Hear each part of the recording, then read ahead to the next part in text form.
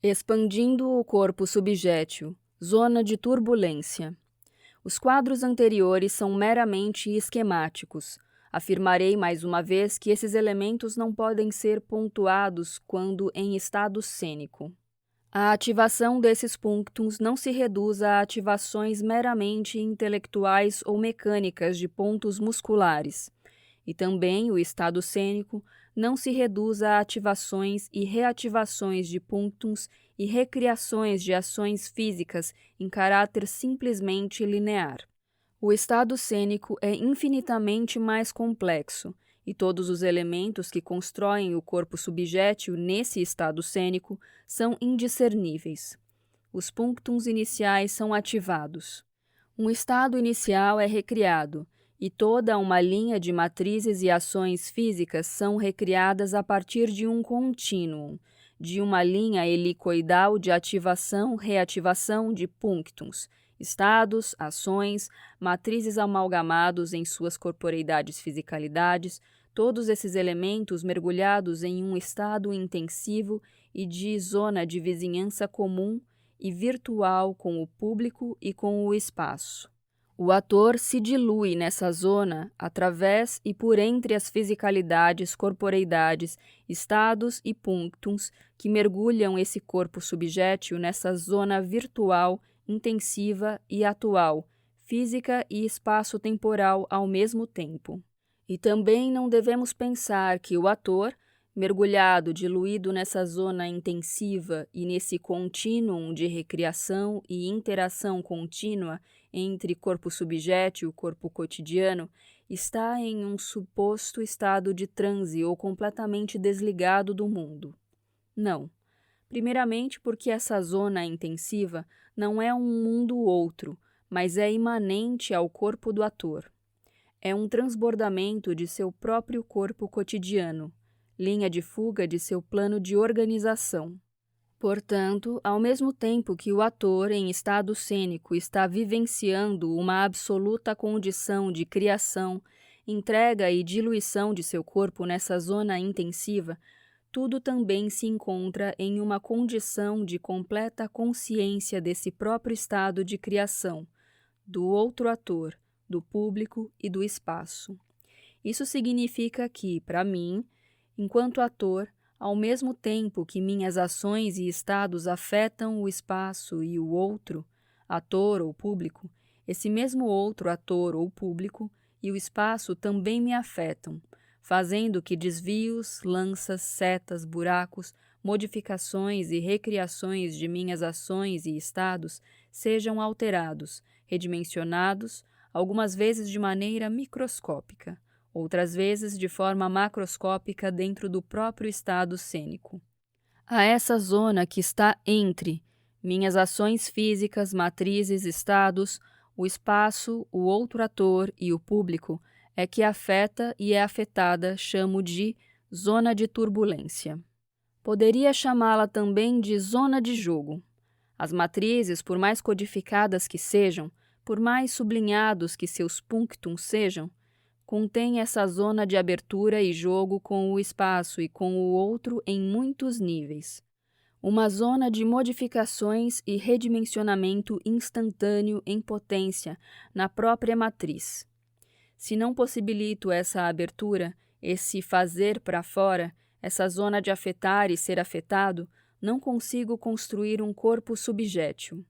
O corpo subjétil, portanto, não pode ser reduzido às matrizes e ações físicas, mas um corpo subjétil habita as matrizes junto de um contínuo de recriação dentro dessa zona de turbulência que faz que o próprio corpo subjétil seja lançado em zonas de recriação, seja dele mesmo em relação ao corpo cotidiano, como já falamos acima, seja dele mesmo em relação a ele mesmo. Recriação sobre recriação. Mas falar simplesmente que o corpo subjétil está dentro dessa zona não está totalmente correto.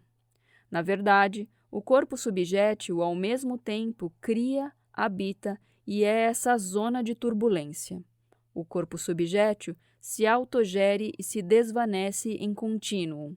agencia-se sobre momentos de desterritorialização acionados por punctums em estado virtual no corpo cotidiano, ao mesmo tempo que esses mesmos contínuos que se desvanecem geram também essa zona de turbulência, criando um estado de jogo entre o corpo subjétil em contato com o corpo subjétil do outro ator, o público e o espaço. Assim, essa zona de turbulência estará vinculada a esse contínuo de autocriação do corpo subjétil. O ator, com seu corpo subjétil, trabalha para ser capaz de gerar a zona de turbulência e, ao mesmo tempo, entrar dentro dela, deixando-se afetar e afetando-a. Essa dupla seta, dupla abertura, afetar, ser afetado, colocar o corpo subjétil em relação com o público, além de defini-lo e alimentá-lo em suas recriações. Vinculo diretamente o corpo subjétil à zona de turbulência justamente para sublinhar que essa zona de jogo somente poderá ser gerada a partir de um corpo subjétil. Com isso, quero dizer que, mesmo acreditando no caráter absolutamente vinculado entre teatro e jogo, não posso partir apenas e tão somente do jogo para criar um espetáculo teatral.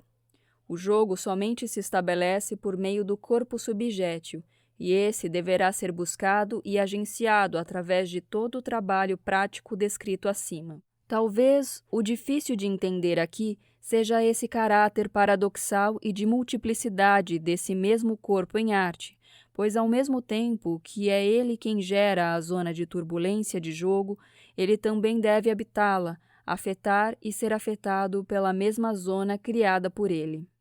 Tem uma setinha apontando para os dois lados. A zona de turbulência abrangerá pelo menos uma dupla seta, cada ponta uma multiplicidade, dentro de um único vetor. Essas setas afetam o espectador ao mesmo tempo em que os espectadores afetam os atores. Seta para fora, afetar. Na construção do corpo subjétil, o ator deve buscar a possibilidade de abertura das ações matrizes ou estados recriados para fora, transbordando-os para o espaço e para o outro. No Lume, o trabalho pré-expressivo é realizado com esse intuito, e alguns exercícios específicos, como os lançamentos e fora do equilíbrio, trabalham essa questão. Uma matriz em si mesmada, um estado fechado, não é capaz de entrar em zona de turbulência. Se a ação não possuir essa seta para fora, ela acaba permanecendo apenas no âmbito pessoal do ator e, dessa forma, não afeta o espectador. Muitas vezes vemos atores cujas ações físicas no palco parecem levá-lo a um estado de grande intensidade, mas uma intensidade alocada em um universo pessoal. Já presenciei a atuação de atores que até mesmo entram em estado de um suposto arrebatamento cênico, mas que não me afetaram de forma alguma, não me lançaram em um estado de jogo, vizinhança e turbulência. Se uma matriz ou estado não possuem essa seta para fora enquanto vetor de afetação, ela não gera um corpo subjétil e o estado cênico não acontece. Seta para dentro, ser afetado. Em realidade, se o ator cria a abertura para possibilidades de lançamento de suas matrizes e estados, se uma seta para fora, se criar zonas de aberturas e porosidade de seu corpo subjétil, essa mesma abertura dá ao corpo subjétil a possibilidade de entrada, de ser afetado. É por isso que a zona de turbulência é uma seta dupla em um único vetor. A mesma porosidade que busca afetar gera a possibilidade de ser afetado. Essa seta é, dentro do possível, segmentada. Quero dizer com isso que a seta do ser afetado pode ir de curta até muito longa, dependendo da proposta do espetáculo e da proposta de zona de turbulência que pretende criar o corpo subjétil. Explico-me com exemplos. Nos espetáculos do Lume, buscamos gerar uma zona de turbulência que é variável conforme a proposta de cada espetáculo. Assim, em Que Nossos, 1995, ou Queubilin, o Cão da Divindade, 1988, que utilizam matrizes, estados e ações bastante codificadas, com uma densidade muscular muito grande e, consequentemente, com um uso de energia extremada, tudo amarrado dentro de uma estrutura espetacular também codificada ao nível de microações e impulsos, geram zonas de turbulência que não se manifestam na macromudança visível, nem das matrizes do corpo subjétil, nem na própria estrutura do espetáculo.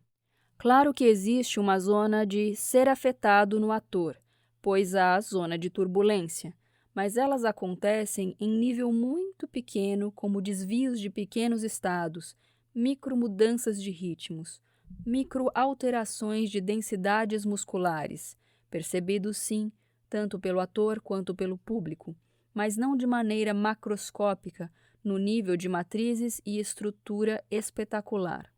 Poderíamos dizer que nesses espetáculos há uma seta curta de ser afetado. Saliento: dizer que há uma seta curta de ser afetado não significa dizer em absoluto que essa seta seja menos intensa. Setas curtas e longas não possuem nenhuma diferença de grau de intensidade no nível das forças virtuais em relação à zona de turbulência, mas apenas diferenças de grau nas consequências de modificação no nível da percepção visível, tanto das matrizes como da estrutura do espetáculo. Qualquer comprimento de seta será intensa dentro da zona de turbulência, mas no caso de uma seta curta, as mudanças, as turbulências, são realizadas numa relação quase microscópica no corpo subjétil do ator. Nos espetáculos de palhaços ou clowns, nota de rodapé. Não entrarei aqui na tentativa, ao meu ver hoje, infrutífera, de diferenciação conceitual entre palhaço e clown.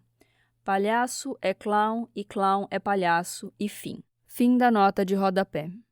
Nos espetáculos de palhaço ou clowns, temos uma zona de turbulência criada com setas longas de afetar e ser afetado, por dois grandes motivos. Em primeiro lugar, porque um espetáculo de palhaço é baseado, no nível das ações, em um estado de palhaço e não em matrizes codificadas, ao menos no nível de microdensidades e microimpulsos, como em Knossos, 1995, e Keubilin, O Cão da Divindade, 1988. Não entrarei aqui em detalhes dos trabalhos que geram os punctums que criam esse estado, pois isso pode ser encontrado em publicações anteriores, mas posso dizer que um estado de palhaço ou de clown, como preferirem, é a ativação de todos os punctums de vivências de trabalhos anteriores de palhaço, desde todo o trabalho de iniciação até trabalhos mais técnicos que buscam, dentro desse estado inicial, gerar ações, ampliação dos estados iniciais, pesquisas de modos de relacionamento com o meio e com outros palhaços. Nota de rodapé. Para saber sobre o processo de iniciação de palhaço e trabalhos técnicos posteriores dentro da proposta do Lume, ler A Arte de Ator, da Técnica à Representação, de Luiz Otávio Burnier, especialmente todo o capítulo 8, O Clown e a Improvisação Codificada. Ler também, em meu livro, A Arte de Não Interpretar como Poesia Corpórea do Ator, o subcapítulo O Clown, a partir da página 217. Na Revista do Lume 1, ler o artigo O Riso em Três Tempos, de Ricardo Pussetti.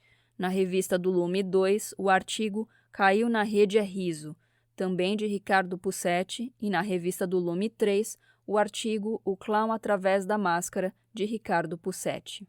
Fim da nota de rodapé. Essa é uma característica do palhaço como trabalhamos dentro do Lume. Ele trabalha com um estado que o leva a agir dentro de uma lógica própria de relacionamento, gerando, portanto, uma zona de turbulência diretamente vinculada a essa lógica e a esse estado. Justamente essa zona de turbulência gerada pelo próprio estado do corpo subjétil, palhaço, é que determina suas ações físicas, que nascem a partir de sua relação com o espaço, com os objetos ao seu redor, com outros palhaços, com seu figurino e principalmente com o público. Claro que há uma codificação de macroações durante todo o espetáculo, mas elas mesmas podem ser alteradas e modificadas pelas longas setas da zona de turbulência. Assim, dentro do estado de palhaço, podemos mesmo criar novas ações e alterar as que já existem, pois as setas de ser afetado alcançam inclusive o nível das macroações. Em segundo lugar, porque mesmo que os espetáculos de palhaço tenham uma linha a ser seguida, ela não é absolutamente rígida, podendo ser rompida a qualquer instante, desde que haja alguma relação de jogo com o espaço, com o outro palhaço ou mesmo com o público.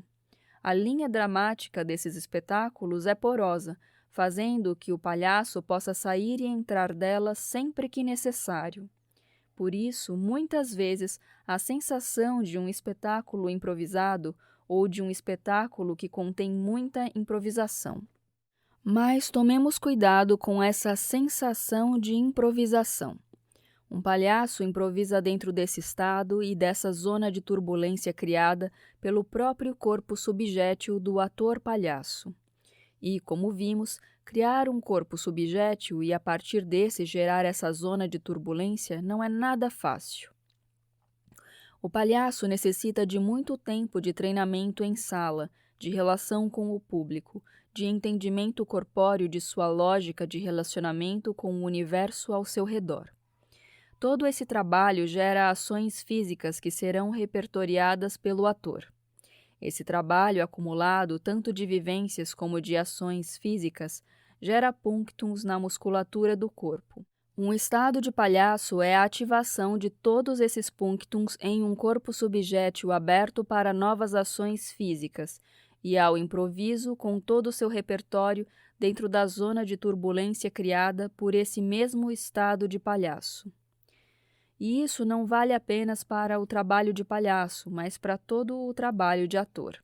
Em outros espetáculos, como em Café com Queijo, existem setas longas e curtas, que se alternam dentro da zona de turbulência criada.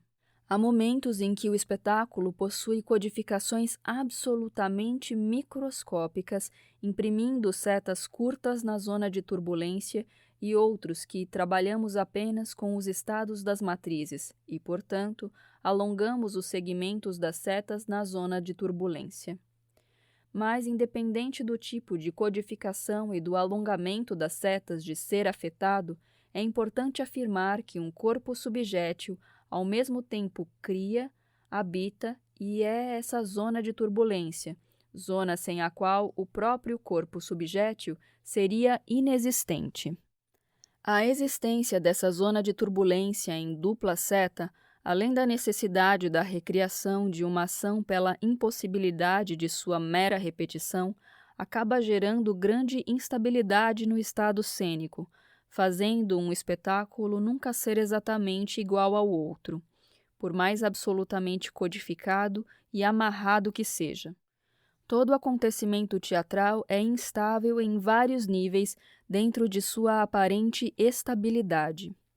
Primeiro, uma instabilidade no nível da própria relação entre corpo subjétil e corpo cotidiano, pois já que uma ação física ou matriz não será repetida, mas recriada num contínuo zigue-zague com os punctums a serem ativados no corpo cotidiano, qualquer alteração do estado-momento do corpo cotidiano, uma forte gripe, febre, um abalo emocional, pode afetar mais ou menos a recriação do corpo subjétil.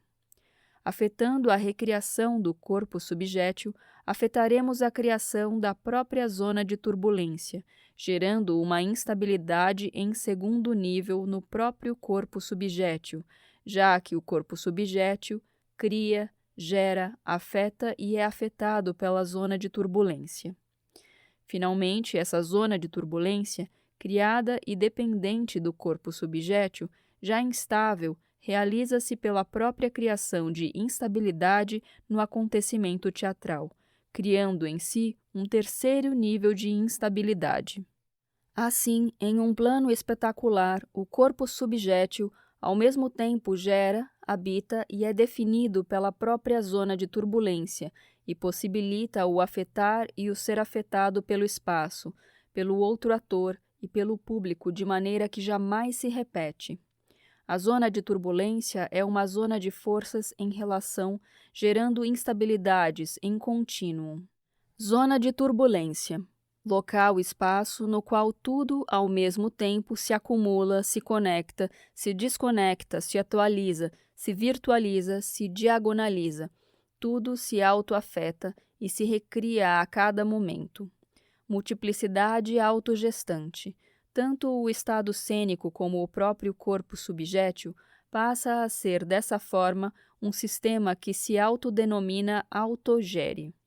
Não são os elementos isolados, esse ou aquele, seja energia, punctums, impulso, formalizações, espaço-temporais, zona de turbulência, um ou outro elemento pré-expressivo que determina tanto o corpo subjétil como o estado cênico. Ao mesmo tempo, essa mesma definição também não pode vir de um simples somatório de todos esses elementos. Na verdade, o corpo subjétil em estado cênico, mas o corpo subjétil somente existe em estado cênico, é um fluxo de contínuo dinâmico de relações de todos esses elementos que se autogerem, autodestroem, autocriam uns aos outros numa relação lógica indiscernível. E é isso o que chamo de vida ou organicidade do estado cênico. Os biólogos chilenos Humberto Maturana e Francisco Varela propuseram no nível biológico que um sistema vivo se caracteriza por essa circularidade autoprodutora, um sistema que se autogere, autossustenta. Naquele momento também percebi que não é o fluxo de matéria ou fluxo de energia como fluxo de matéria ou energia, nem nenhum componente particular como componentes, como propriedades especiais, o que de fato faz e define o ser vivo como tal. Um ser vivo ocorre e consiste na dinâmica de realização de uma rede de transformações e de produções moleculares, de maneira tal que todas as moléculas produzidas e transformadas no operar dessa rede fazem parte da rede. Percebi que o ser vivo não é um conjunto de moléculas, mas uma dinâmica molecular, um conjunto que acontece como unidade separada e singular como resultado do operar e no operar, das diferentes classes de moléculas que a compõem, em um interjogo de inter-relações e relações de proximidade que o especificam como uma rede fechada de câmbios e sínteses moleculares, que produzem as mesmas classes de moléculas que a constituem, configurando uma dinâmica que ao mesmo tempo especifica em cada instante seus limites de extensão. Maturana e Varela, 1997, página 15. Nota de rodapé. Trecho retirado do prefácio intitulado 20 anos depois, de Humberto Maturana, à segunda edição da obra em questão. Ver bibliografia. Fim da nota de rodapé. Maturana e Varela deram o nome a esse sistema que se autogere em circularidade de um sistema autopoético e definiram os seres vivos como máquinas autopoéticas. Máquina, aqui, não deve ser entendida em sua relação meramente mecânica, mas como uma unidade funcional determinada pela inter-relação de seus componentes, ou ainda como o conjunto da inter-relação de seus componentes independentes de cada componente. Varela, Apud e Guattari, 1992, página 34. O termo autopoiese ou sistema autopoético acabou saltando dos limites da biologia e não é raro ser usado na definição de relações sociais, culturais e até mesmo familiares e comunicacionais. Nota de rodapé. Exemplos gerais desse uso podem ser verificados nos próprios prefácios de Maturana e Varela, na segunda edição do livro De Máquina e Seres Vivos, Autopoiese, a Organização do Vivo, incluindo críticas a usos equivocados do termo em outros planos. Um exemplo pontual pode ser encontrado em Caosmose, de Félix Guattari, principalmente no capítulo Oralidade Maquínica e Ecologia do Virtual. Fim da nota de rodapé.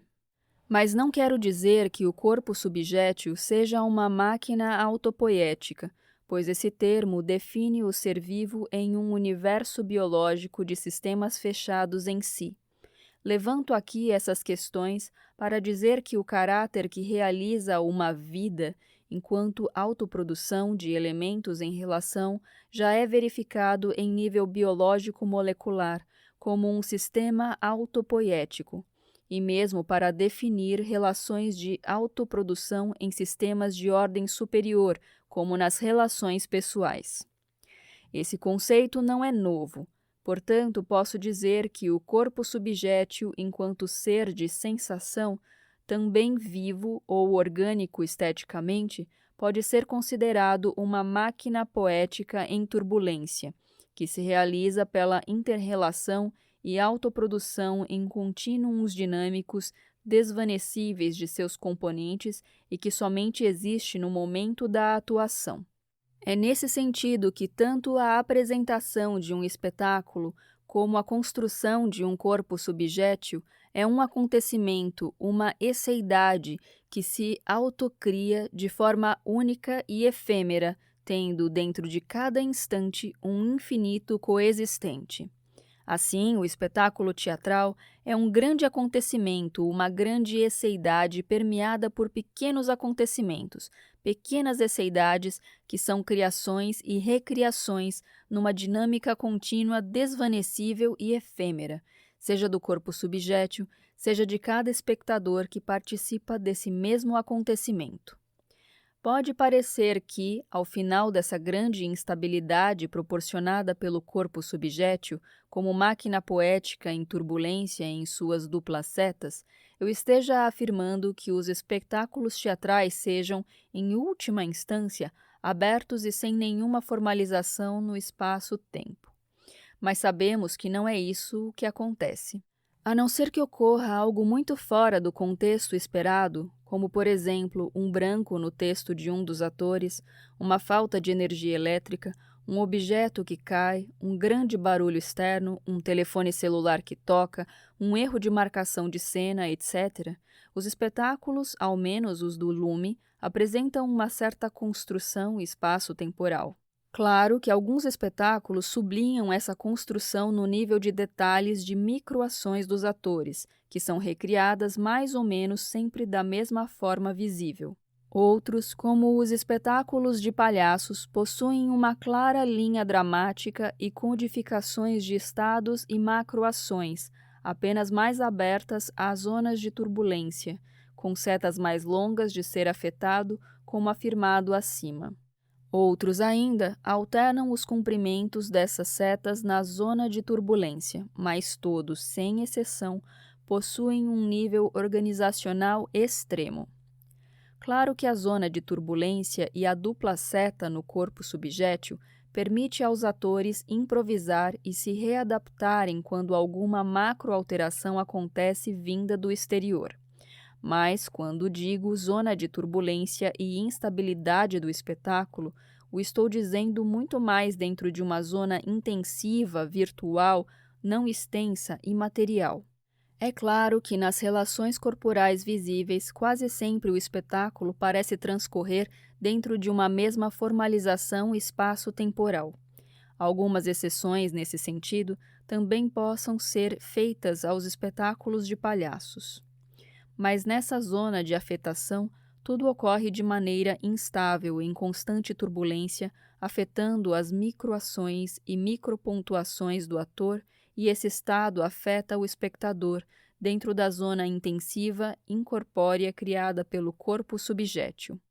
Em seu estado atual, o espetáculo encontra-se em uma zona de organização. Mas essa mesma zona é suportada e entrelaçada por uma outra zona virtual de completa instabilidade, de forças que se entrecruzam, de devires moleculares e imperceptíveis que o habitam.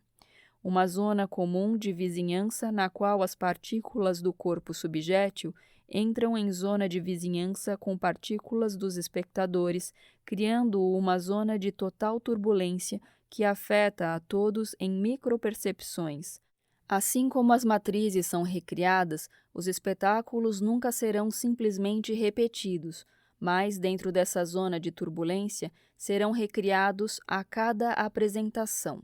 Como diz Oida. Mestre Okura, um famoso professor de Kyogen, uma vez explicou qual a conexão entre o corpo e o palco. Palco em japonês se diz butai. A sílaba bu significa dança ou movimento, e tai, palco. Literalmente tablado, lugar da dança. Entretanto, a palavra tai significa também corpo, o que sugere uma outra possibilidade de leitura, corpo da dança. Se empregarmos esses sentidos da palavra butai, o que é o artista?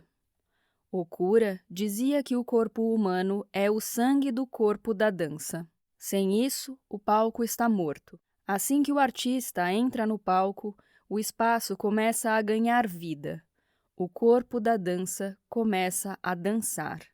Enfim, não é o artista que está dançando, mas, através de seu movimento, o palco dança. Nosso trabalho, enquanto atores, não é o de exibir virtuosismo técnico, mas, ao contrário, o de fazer com que o palco ganhe vida.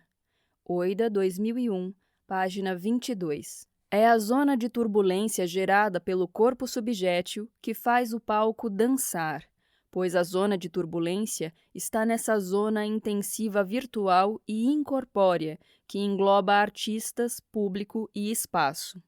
Em realidade, o plano de organização do corpo subjétil dentro de um estado cênico e seu plano intensivo não são contrários nem opostos, mas entrelaçados. Um depende do outro, um gera o outro num sistema maquínico estético autogestor. Uma zona de turbulência. Zona de jogo jamais se sustentaria sem um plano formal que apoia o plano intensivo dentro dele mesmo. Devemos lembrar o que nos diz o Huizinga sobre o jogo em Homo Ludens. Reina dentro do domínio do jogo uma ordem específica e absoluta. Ele cria ordem, é ordem, introduz na confusão da vida e na imperfeição do mundo uma perfeição temporária e limitada. Exige uma ordem suprema e absoluta. A menor desobediência a esta estraga o jogo, privando-o de seu caráter próprio e de todo e qualquer valor. É talvez devido a essa afinidade profunda entre a ordem e o jogo que este, como assinalamos em passagem, parece estar em tão larga medida ligado ao domínio da estética. Huizinga, 2001, página 13. Aqui o Huizinga nos chama a atenção para um suposto paradoxo. Essa instabilidade aparentemente caótica do corpo subjétil dentro da zona de turbulência gerada por ele mesmo somente se sustenta, enquanto jogo, dentro de uma absoluta ordem formal. Mais uma vez, espaço de Escher, no qual ordem e caos, formalização e instabilidade coexistem enquanto sustentação de uma zona de turbulência.